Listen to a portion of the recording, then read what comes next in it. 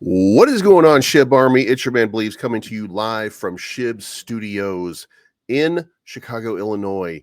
Hit the subscribe button, hit the like button, hit the bell to be notified, and make sure you leave a comment down below. The two important things: hit the like button, leave a comment that lets people know that this video is engaging, that gets more people looking at it. The more people in the Shib Army, the more people in the Shib Army. That's price action, folks. So we're going to talk about the price action. While we're at it, we're going to talk about Bone for just a second. We're going to look in on a little bit of news, and we're going to smile because it's Shib, and it's going to get really good really, really soon. So first thing we're going to do is go check out this price action. And as you can see right here, we did talk about this yesterday. This is this little channel here. Now, why do I have it in red? Because it sounds like a warning. Let's turn that into green. That's going to be our go zone going forward. Now, we did break out of that. Now, there was a sell-off in the last few hours. Why was there a sell-off in the Asian markets or in the European markets?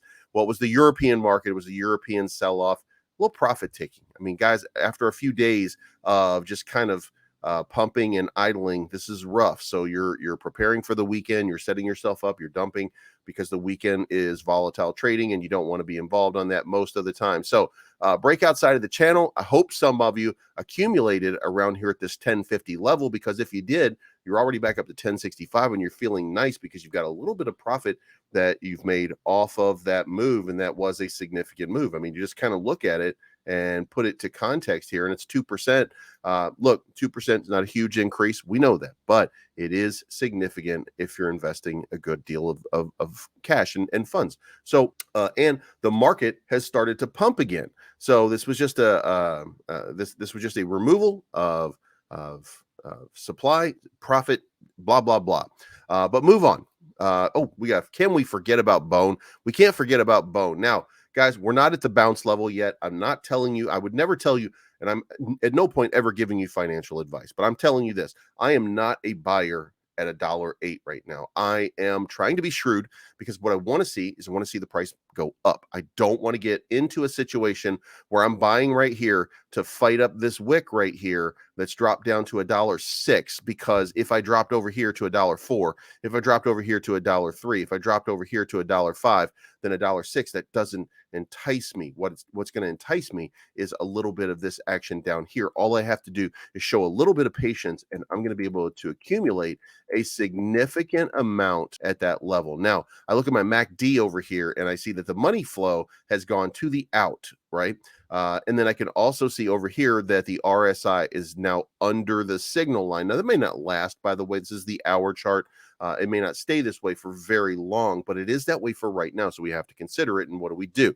Well, what we do at this point is we just have a little patience, and we're going to accumulate a little bit more Bone as soon as that goes. How much are we going to accumulate? Probably about 20 grand, because I do think still that Bone makes a gigantic and significant move. Now, the way I would see it here is if we put about 20,000 in at $1 or so, we're going to need about 20,000 Bone. And then if we ride it up here into the $1.50 range, that means we'll have enough, if it happens again, to buy about 30,000 Bones. So we'll take our profit back out, our initial investment out, and we'll still have 10,000 in the product. And then we'll wait until the conditions change again.